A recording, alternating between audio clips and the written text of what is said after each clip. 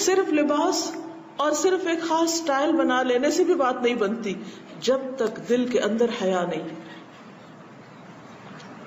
یہ تو حیا کے تقاضے پورے کرنے کے لیے ایک آؤٹر گارمنٹ ہے، لیکن اصل چیز پھر کیا ہے کہ دل کے اندر حیا ہو، آنکھوں میں حیا ہو.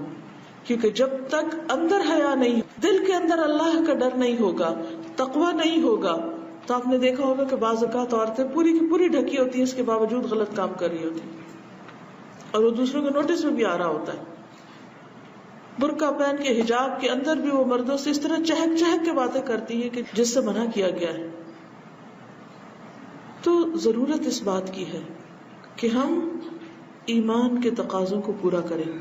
ایمان کی 70 سے اوپر کچھ شاخیں ہیں، جن میں سے ایک شاخ حیا ہے. حدیث کے مطابق حیا جب دل سے نکل جاتا ہے تو ایمان بھی چلا جاتا ہے. حیا اور ایمان لازم و ملزوم ہیں، ساتھ ساتھ ہیں. اگر حیا ہے تو ایمان ہے، ایمان ہے تو حیا بھی ہوگا. لیکن اگر حیا رخصت ہو گیا تو ایمان بھی رخصت ہو گیا.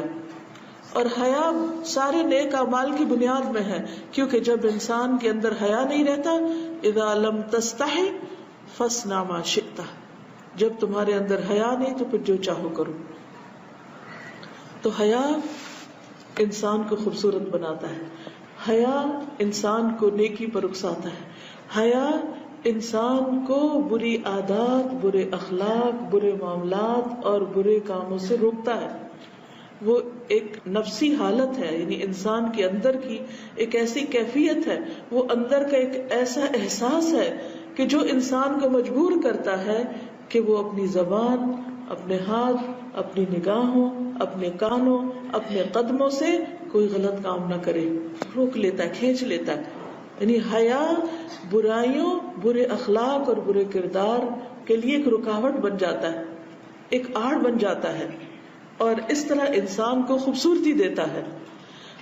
حیا کا لفظ بھی آپ دیکھیے تو حیات سے ہے، حیات کہتے ہیں زندگی کو. تو یہ کس کی زندگی ہے؟ حیات القلب ہے، دل کی زندگی ہے. کیونکہ اگر حیا ختم ہو جائے، مر جائے، نکل جائے تو پھر انسان کا دل بے حس ہو جاتا ہے. پھر انسان ہر طرح کی برائیاں کرنے لگتا ہے اور وہ برائیاں اس کے دل کو سخت کر دیتی ہیں. پھر انسان گناہ کرتا ہے اور اس کو احساس بھی نہیں رہتا.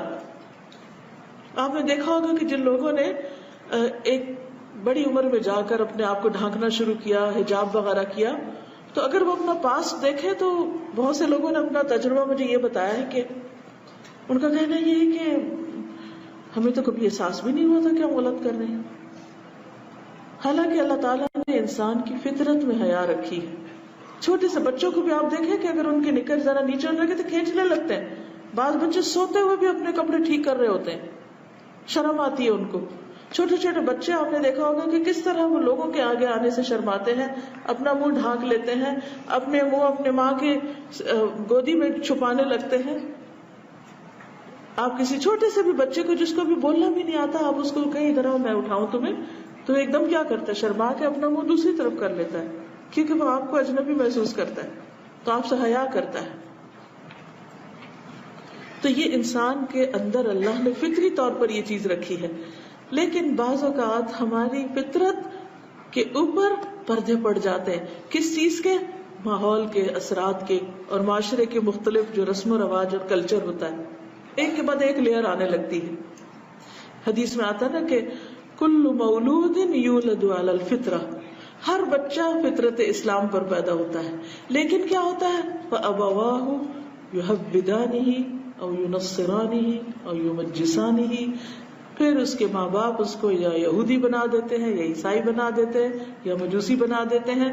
اور جن کے ماں باپ مسلمان بھی ان کو بناتے ہیں تو بعض اوقات کلچر، آباء و اجداد کی پیروی اور تقلید اور رسم و رواج کی وجہ سے وہی بنا دیتے ہیں جو ان کا ماحول ہوتا ہے.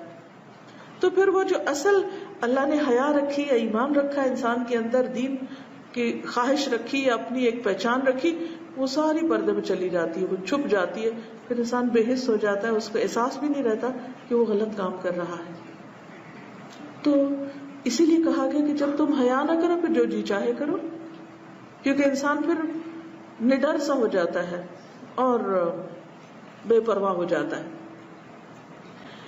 اس لیے ہم سب کو اس چیز کی کوشش بھی کرنی ہے، دعا بھی کرنی ہے، اور شعوری طور پر اس کیفیت کو اپنے اندر لانا ہے. تو حیا جو ہے ایسے کام کرواتا ہے انسان سے جس پر اس کی پکڑ نہیں ہوتی یا جس سے وہ عیب دار نہیں ہوتا. دوسرے لفظوں میں حیا انسان کو عیب دار ہونے سے بچاتا ہے. اب یہ جو عیب ہوتا ہے، برائی جو ہوتی، بد اخلاقی جو ہوتی، یہ انسان کو کیا بنا دیتی؟ انسان کی ویلیو گھٹا دیتی. جس کے اندر حیا ہوتا ہے وہ اس کو ایسی برائیوں سے بچاتا ہے. لہذا نتیجہ تن کیا ہوتا ہے کہ انسان کے اندر بہت سی خوبیاں پیدا ہو جاتی.